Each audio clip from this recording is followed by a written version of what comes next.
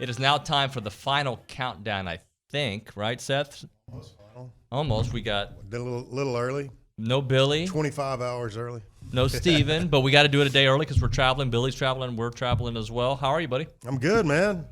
A lot better than I was last week. Yeah? Yeah. No, it was great. I thought that the Aggies came out and did what they had to do, man. I was very happy with it, and there was a lot to learn from it, and I couldn't imagine a better start from them, so I was very impressed.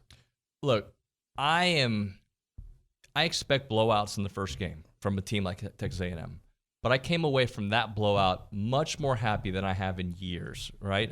Vanderbilt was not a blowout, unfortunately. Yeah. Kent State was closer at the half than we expected, but they ended up blowing them out. Sam Houston, same kind of story. This felt different. It was the different. right kind of blowout. Yeah.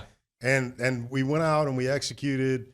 Or like, if you wanted to be totally picky, you would have been like, the defense was a little bit weak at the – but, I mean, that's the only thing that you could nitpick, really, because the offense was hitting on all cylinders. The defense shut it down. They corrected what was giving up that slant and whatnot, and they were just trying to eat up clock. But the defense got out there and stopped it. The offense kept doing what they were doing, and I mean, virtually played flawless out there.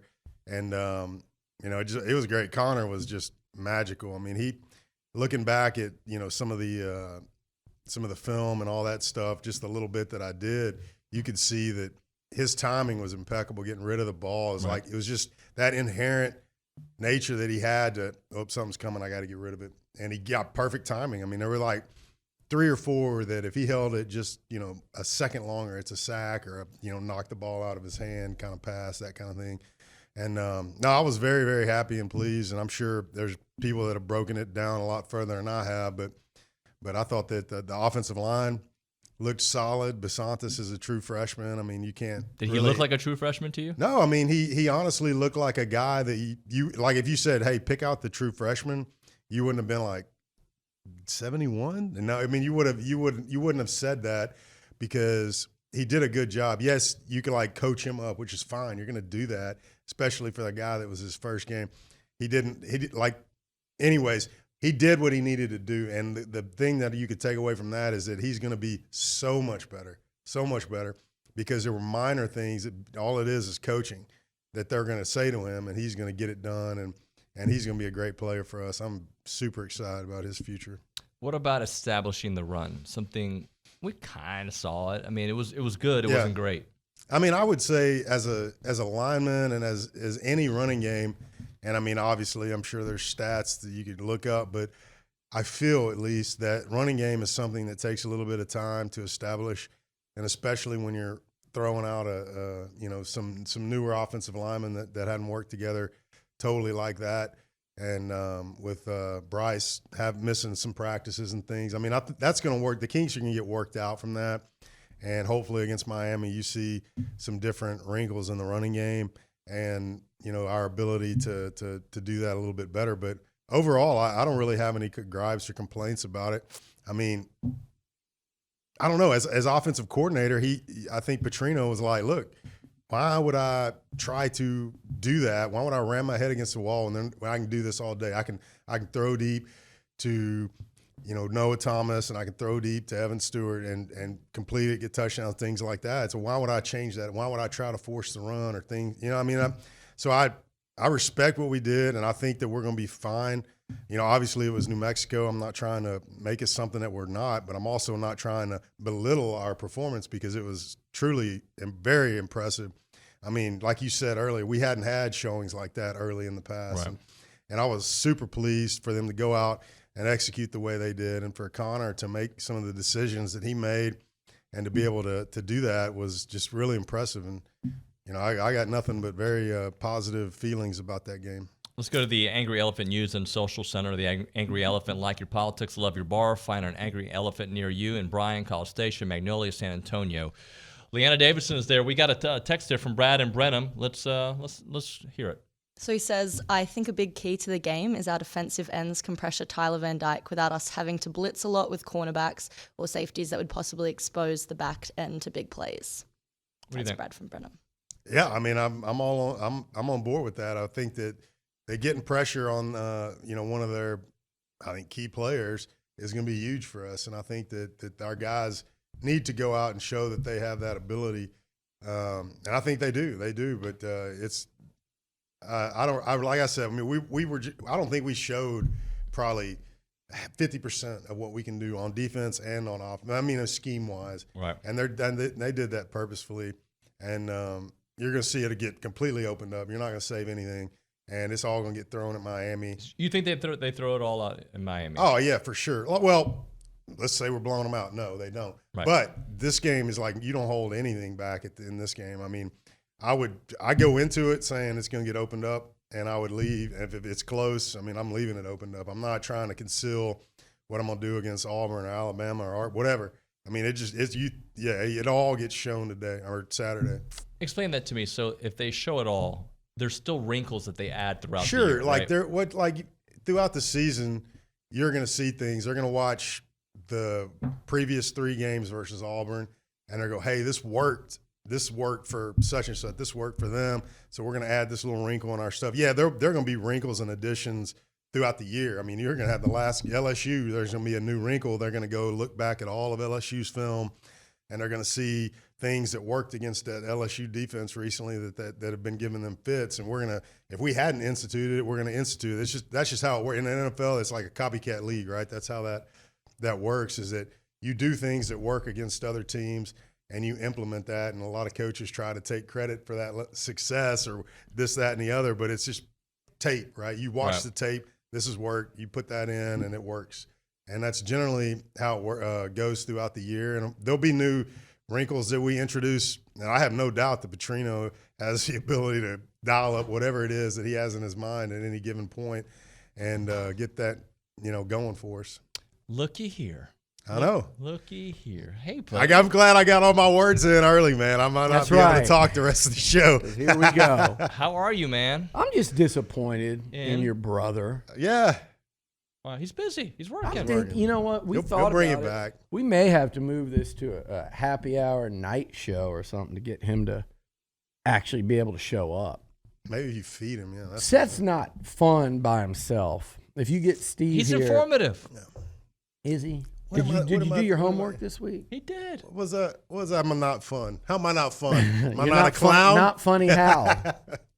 He doesn't What's think up, I'm funny Yoda? either. Hey, buddy. I see you've got the pit bull haircut ready to go. Pit bull? yeah. He's From bald. Miami. Excuse me. Well, I might drink a little more than I should. He's bald. tonight. Getting ready.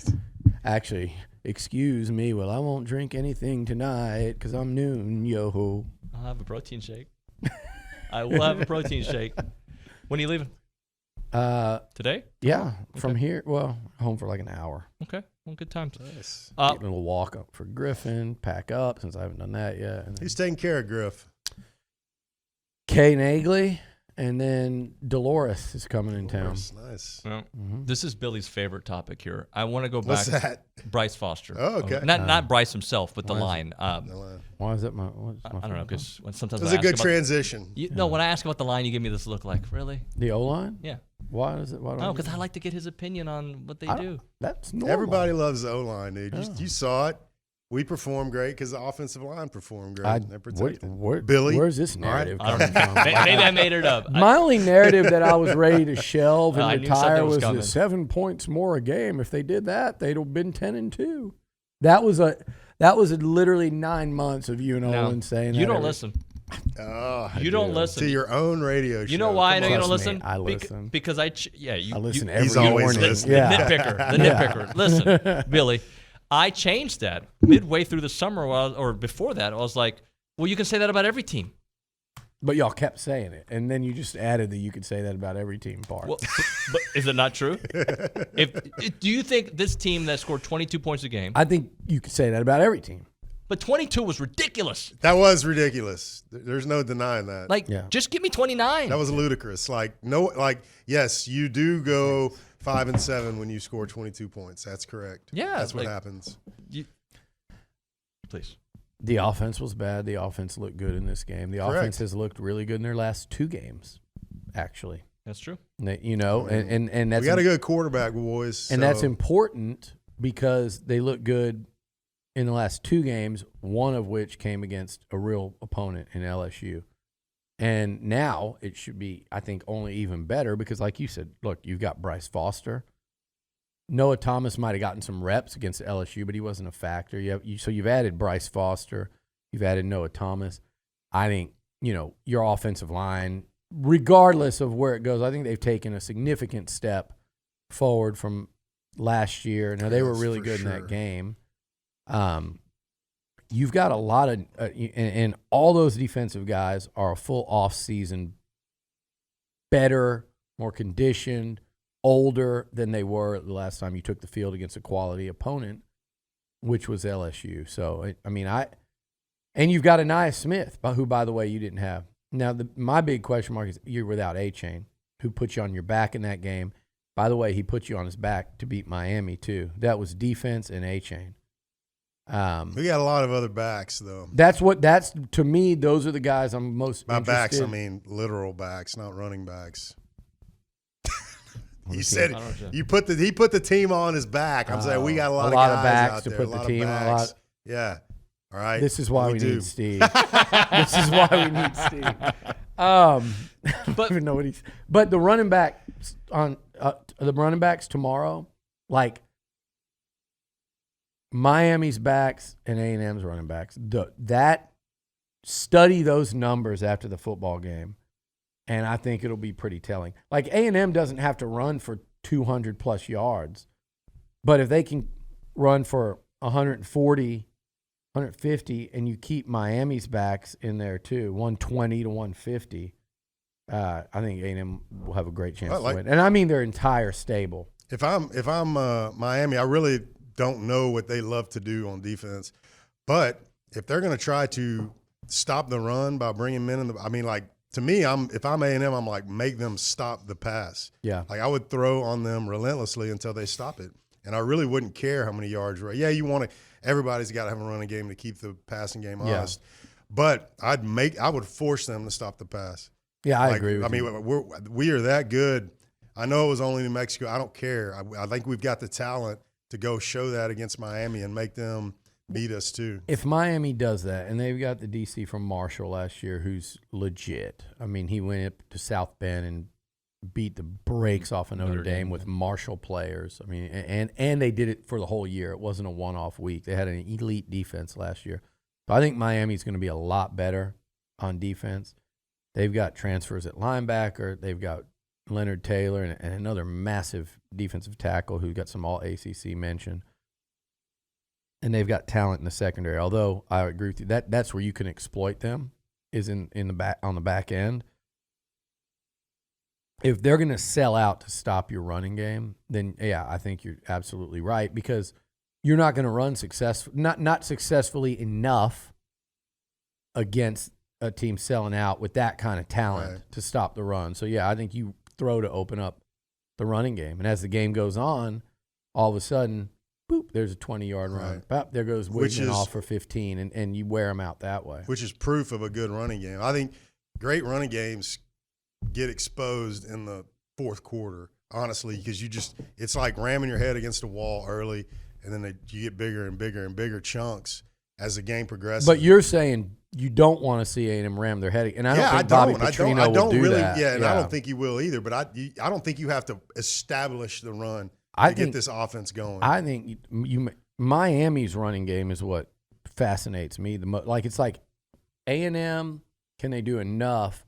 Miami, can you keep them from doing much? Right. And again, I think that I said 150. I think that magic number around is like 120. If the A&M starting tailbacks can combine for 120, I think that'll mean that things happen the way you said. I'm fine with that. I think that'll mean that things went the way you said. If the Miami running backs can be 120 or under, then I think that's a really good sign for A&M and Durkin in this defense because I'm going to tell you my biggest concern in this football game. It is the defense and Durkin and a scheme. Because last year they faced Ole Miss, spread you out, ran the hell out of it with Judkins. Ran for like 1,000 yards. 390. Spread you out and run it like that was Arkansas early. They were gashing with Rocket Sanders in that stable. They were gashing you. And then there was another one I was thinking of. It was Mississippi State. Mike Leach he never runs the ball. Ran the ball that Came day. out and ran the ball right at him. Yeah. Spread him out, ran it right at him because the numbers were so favorable, and it was something to do with the way A&M was playing them defensively. And I believe there was even to a lesser extent, Auburn, even though they only scored 13 points, they have more success offensively against A&M than they did a lot of teams. Yep.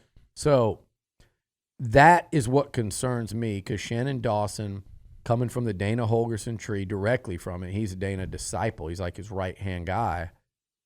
And people forget at West Virginia what Dana and Dawson did is they either led the Big 12 in rushing or they had the Big 12's leading rusher. They were one of the early spread, one-back teams that would really spread you out to run it, like Lebby does now and like all these guys. But they were one of the really early ones, Holgerson was.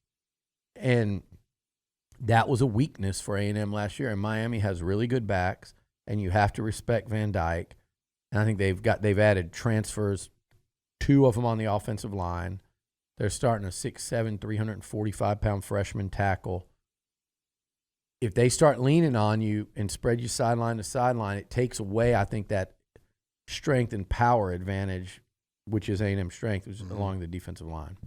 That'll, and I'm fine with it because it's going to be a great test. And if A&M can shut these guys down and force them to be one-dimensional, then I think it really bodes well for teams like Mississippi State, who ran for 300 last week in the opener, and Ole Miss. One of the things that you talked about was how A-Chain did put this team on his back last year in this game. But in that game, there was no Connor. There was no Evan. I'm forgetting somebody else. I know there was somebody else that wasn't in that game. And no Noah Thomas. Noah wasn't even a thing yet. So you are coming in offensively with way more firepower than you had last year, beyond the scheme, just talent alone. Yeah, I mean, I think that the guys that we've got out there are just a step above what we were last year. Even they themselves have improved that much if they were out there. And then the guys that are in for the guys that were out there that are no longer out there are that much better. So, I mean, I have no doubt that we have the guys that we need to go out there and put up the numbers that we need to win like we did last week. I'm not saying we're going to blow them out like that, but I have no doubt that our guys can go out and execute like that. And then some of these things are going to get fixed by Miami's defense. Like they're not going to be covering Noah with a safety. I can guarantee you that. But who knows what little wrinkle that Petrino might have where he motions to try to confuse all that stuff. He gets in that same look and then tries to motion and confuse the defense. I don't know. He might do it. I don't know. But those are the kind of things that you can do or that he could easily do to try to create mismatches in that defensive secondary as well. But I'm excited, man. I know my brother's giving me crap about being on Petrino's bandwagon, but I'm on it. I've been on it, and I think that he's a great offensive he's not. mind. This is a bit. No, I am. Bronny's out there. He's become the guy that sits in the lobby and, wears everyone out that comes through TexAgs. He's like – he's pretending like this is a new bit. Like, I'm going to show up for work early. And he was like, yeah, I want to just come spend some more time in the office. And I'm like, I've observed him. And the majority of that time is lobby greeter, kind of grind like a Walmart everybody. Greeter when you get there. The other day, I forget who was in there, and I was talking to him, and he would. Seth would have got a kick out of this. He was answering I was talking to him about he was talking to me about football stuff, and then anything I would say, his response, I'd be over here, Seth, and he'd be looking over here like Kendrick was sitting in the chair next to him, and he'd be like, well, I think it's, and he wasn't even looking at me, but trying to get a just there reaction on his phone. Yeah, and he was like he's having real life Twitter conversation. Yeah, he's tweeting, subtweeting you. Oh God. Here's a question, and just how does this game affect the way we look at this team moving forward? Because I think New Mexico moved the needle a little bit, but let's say we got another offensive explosion against Miami, another convincing game, or the reverse of that, which is not what anybody wants to see. But just how does that change the way you look at them moving forward? Because this is a real test as opposed to what we saw last week. Well, I'm pretty bought in already. I'm not, I don't have ridiculous thoughts in my head. But if you tell me that we go out and have a very similar performance, now I'm not talking about blowing them out as bad as we did. 35 plus points. If you put up those kind of points and then our defense answers for the most part, I mean, that's a whole different level of hype right there. I'm fully bought in at that point. And And because Miami is talented. I mean, it's not like you're playing some rinky-dink Miami program. I mean, they're better than they've been in the past in a long time. And so it's going to be a lot to that. And, if they do it, I mean, it's going to be wild. I'd be very, very impressed. And on the, I don't know if you want to go on the opposite side of that, but I don't know, give me something that shows that they can continue offensively like that without – I just want to see a nice, effective game. I don't have to see dominance. I don't have to see the blowout like we did against New Mexico. But if I go out and just see a continued, crispness and execution like we did last week, I don't care about the result of the game necessarily. I mean, I do. Trust me, I want to win. But if I see that kind of performance and that kind of execution, I'm like, man, it sucks. Whatever happened out there sucks, but we're going to be good. And then hopefully we just beat them and we don't have to talk like that. You know what I'm saying? Because I think that we can, and I know that we've got the guys to do it. Billy, both scenarios, another explosive offensive game. They win comfortably. Kind of changes the way I think nationally people look at this team. Does it change the way you look at them? Yeah. I mean, I said this a few weeks ago. Is like what we're not factoring in is what if this offense truly is explosive? What if Bobby Petrino has a incredibly talented young quarterback to work with, and he's got a quarterback that can do it with his arm and his legs and with feel for the game. He's got a receiving core that includes, Evan, Nias, Noah, Moose, Jade. He's got some capable tight ends that we haven't utilized yet that can do stuff in the passing game. And he's got an offensive line that returns 5 starters if they want to, because they've also got back guys that haven't started as much that can play. They've also got starters right now, guys that have started in the SEC on the 3rd team. So what if Bobby Petrino all of a sudden has as much talent to work with as he's had anywhere? And I know there's, Lamar Jackson was completely different. Right. There's been a player here or there at Michael Bush, the running back. He probably doesn't have one that's quite yet. You're talking collectively, though. But just 11 guys or 17, 18 guys, how many play on offense, where he goes, this is the most I've had. I think that's probably true. And then you're giving him Jimbo Fisher, who people love to forget what he's accomplished as a coach offensively. And people that think that, the game's passing by or he doesn't know, it's an idiotic sentiment. It's insane to think when you combine those two and you bring in a Jim Chaney, and you've got Steve Adazio, who's been a head coach at 3 different spots, much less, and you've got James Coley, who was an OC at Miami, who's an OC at Georgia recently, an OC at Georgia under Kirby Smart. And I'm not saying these guys were all like the top 5 OCs in college football. Jimbo was at one time. Petrino certainly was at one time. And Might be this year. Jim Chaney has been at times. Jim Chaney's been doing it since your high school quarterback was at Purdue. Yeah. That was his OC.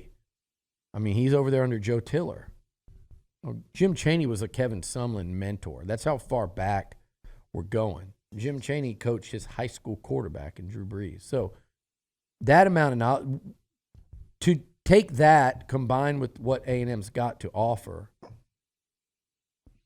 even in the backfield where we go, well, there's so much inexperience. Well, look, Jake Johnson was a 5-star tight end recruit, essentially. Can we go back real quick? Go ahead. We go back to your running back, the whatever, that kind of stuff?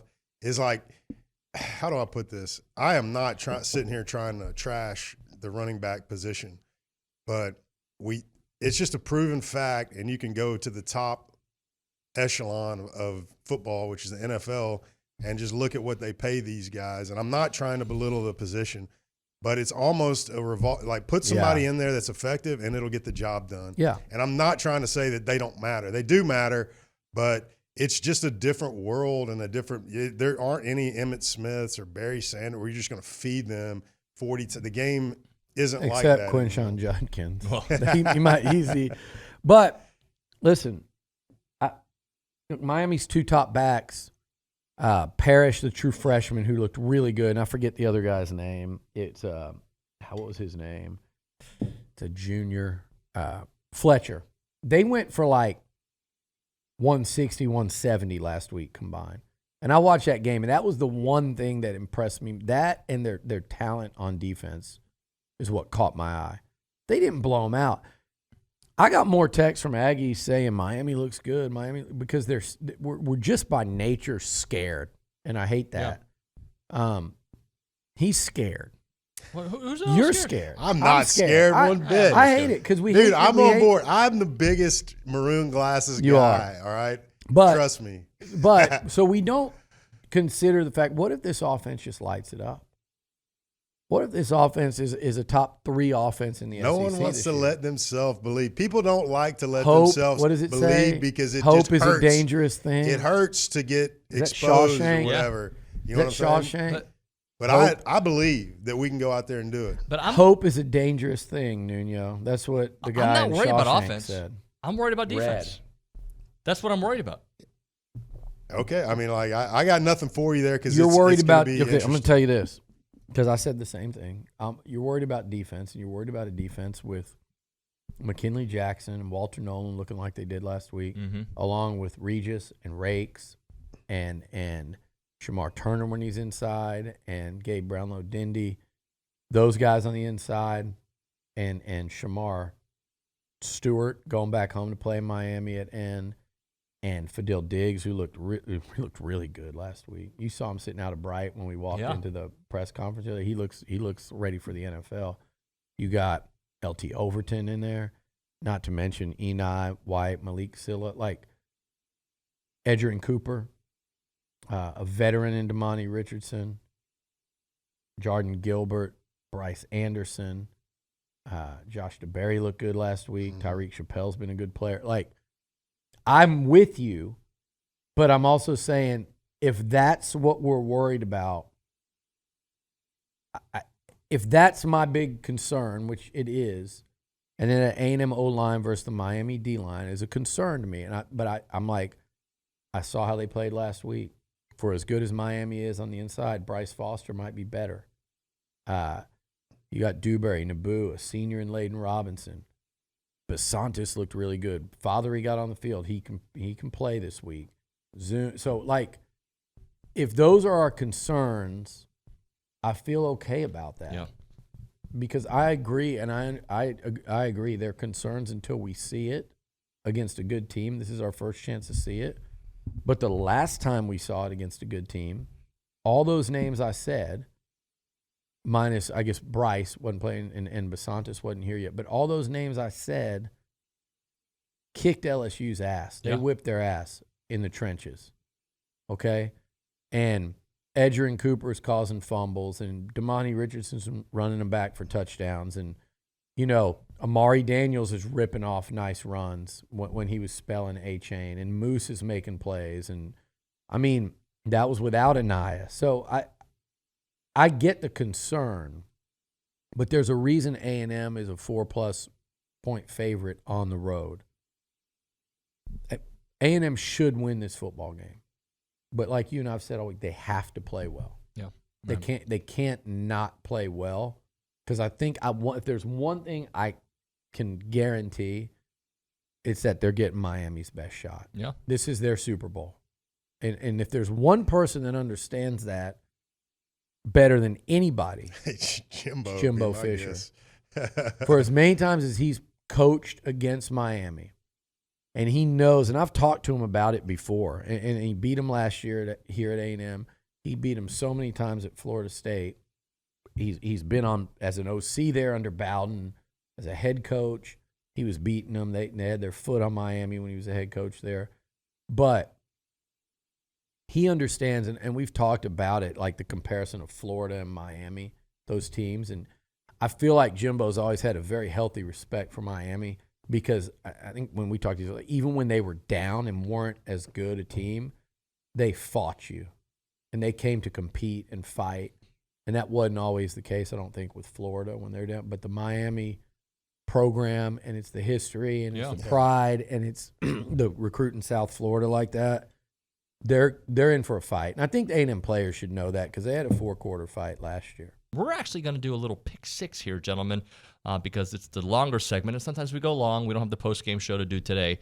So we're going to start it off with number 1. We've got Nebraska at 0-1, taking on number 22, Colorado, who's 1-0. They were the big story in college football last week, Folsom Field. Colorado favored by 3.5. Seth. Yeah, I'm not in love with myself here, but I'm going to go just for strictly statistics on my end of counting them, but Colorado is going to win this one. I don't have any faith that Nebraska can stop that. That offense was clicking, man. They were. I give them credit, man. That's it. I don't want to hear it, though. I was joking around. I've muted the word Prime and Dion from my feed, so I don't have to read about all that garbage. Billy, what do you got on this one? I've got Colorado. I just think I watched Nebraska. I watched both of them last week, and I just think Nebraska offensively is just so bad. They got no chance here. I just don't think they can keep up. Like, I like Matt Rule, but it's crazy to say that after one game. Dion really rubs me wrong with this receipt keeping stuff because it's just too. It's not, and he. I feel like too often Dion tries to make it about something it's not. Right. But I think it works though. But here's what I'm going to say about Dion. I don't like the way he is with the media. It's like, God forbid someone should question that a first-year coach at a program that's been one of the worst ever. I could see if you just discount him and say the guy can't coach. That's disrespectful. I would receipt check that too. But if you're just like, this guy's not going to win right away, this is a rebuild, or it's going to be really interesting to see. Shedeur Sanders looks really talented. He hadn't played against any real competition. These are honest things, and this guy just goes off the freaking rails. Since when have you known Dion have anything less what than I don't a huge like. ego? That's what I don't like about it. Of course, but that's him. I mean, what do you expect? Did I say I expect anything else? Like, I expect, politicians to act like politicians doesn't mean I like it. Right. I'm just saying. I'm with you. I don't like that about him. But what I like is he gets his team ready to play at Jackson State and at Colorado. He believes in his team. He didn't believe in the team he walked into. He believes in his team that he puts together. And I think from everything runs a tight ship. Well, and that's the thing. From everything I've heard and observed, he actually runs a program the right way in terms of the discipline, the accountability, making them tough. There's a lot of throwback in him and the way he coaches that might rub other people wrong. I respect and like it. He's building it in terms of that locker room and that culture there on the right things. Yeah. And that's what's actually really impressive to me about the way he's building and running that program. That's what has staying power. The whole media thing, if that's what he needs to stay motivated, then that's fine. Matt Rule is the one, this nonsense with him, with his Twitter and all the slogans and all that, I think they play a style of play that has a lot of substance to it. What he did at Baylor was really impressive. But I think he's got a little more fake to him, to me, than Dion does. It's more for show and this social media and what they're trying to do with Nebraska. I'm telling you, I am more impressed with what Dion's doing than Matt Rule. Yeah, and for sure. And Matt Rule's social media thing rubs me wrong as much as Dion's treatment of the media does. And by the way, I agree with some of it with the media. I got no problem with it. He went after Ed Werder, who had nothing to do with it. I got no problem with some people calling out. Just don't manufacture it. Right. If it's real, don't be like Kirby Smart in Georgia and say people disrespected them and it counted them out. As the number one team. But I like Colorado in that one at home, and I think that atmosphere is going to be great. I wish we could watch it, but that's the same time, I think, as the A&M Miami game. Number 12, Utah at Baylor, 11 a.m. McLean Stadium. Utah favored by 8.5, Seth. I'm going to go with Utah on this. Regardless of the quarterback, right? Yes, regardless of the quarterback. God. Billy? Yeah, I mean, look, one thing that was lost in the shuffle, Utah, they hit that first play touchdown, still ended up scoring 17 or 14 more the whole game against what's going to end up being, I think, a pretty bad Florida team at home. So I don't think their offense is quite there yet, but it's Baylor. Baylor got rolled by Texas State. There's Broninger yelling in the back room again. No matter what I say, we can't stop him. Kind of like Baylor's not going to be able to stop Utah, even without Cam Rising. Segue. Cam Rising's still not expected by to play, the way, right? you know, Lonnie and Schobel start bandwagoning Baylor because Lonnie's daughter goes and Schobel's son's committed to play quarterback. And look what happens to Baylor once that happens. Mm-hmm. Those two negative. Hey, that'll be the best thing to happen to A&M Nellies. right there. Yeah, those two guys are two of the most negative, outwardly negative friends we have, and now they cast their lot with Baylor, and look where it's going. Number 20, Ole Miss at number 24, Tulane, 2:30, Benson Field.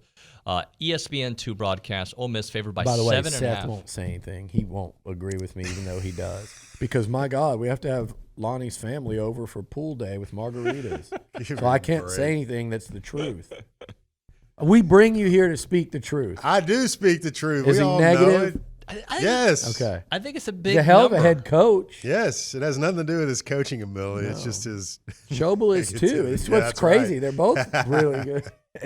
Columbus and Bridgeland. So Ole Miss favored by 7.5. He doesn't care. Big I number. do. I don't- do I care. don't- I'm going I to don't go know with. the guys. I'm going to go with. They're Ole Miss. Aggies. I know who they Schobel's are. not an Yeah. Aggie. I know who they are. Schobel. You actually had Schobel on our version of TexAgs Radio at 1560 with us once. We came in there, didn't Yeah. we?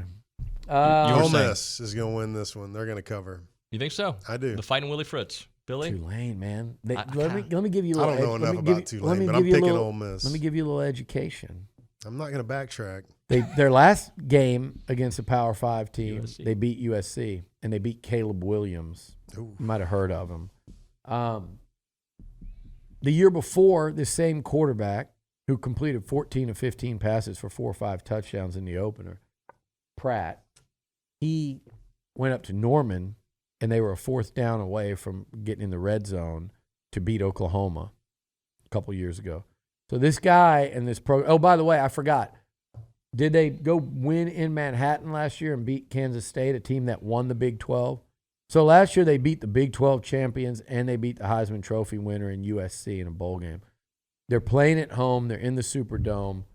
With that said, I'm picking Ole Miss. Okay. In a good game, though, but I think they cover. They cover. They win by more than 7.5. I think it's a good Okay. game, though. Number 13, Oregon at Texas Tech. Tulane's going to light their asses up, though, on offense. Oregon favored by 7.5. Man, I am just sticking with the favorites right now. I just don't see Tech rising to this occasion to cover that. God, Tech's going to be so hungry after what happened last week. And at home. It was sad. They Well, had a video. They're like somebody who's very hungry that has no ability to go get food. I mean, Yeah, like a hungry deer in a in a drought. wood full of bears. I'm going to go Oregon. Okay. Big.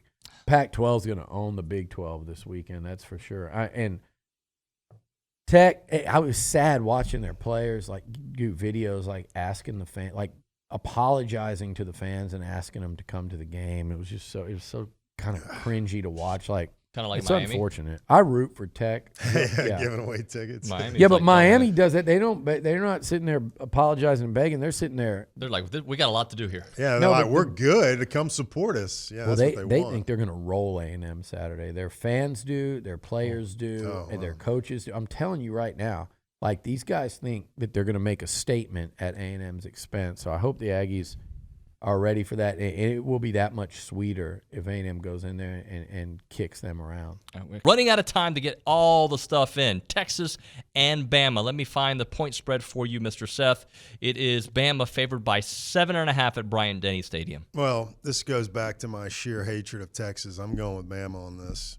I don't want it to be close. I want it to be a blowout, and I want to enjoy watching them get blown out. Me too. I know it's going to be tough. I do. I'm not naive. I know Texas is pretty good, but I don't care. I want to see Alabama destroy them, so I'm picking Alabama out of sheer emotion. I like it. I'm the same way. Billy, 7.5.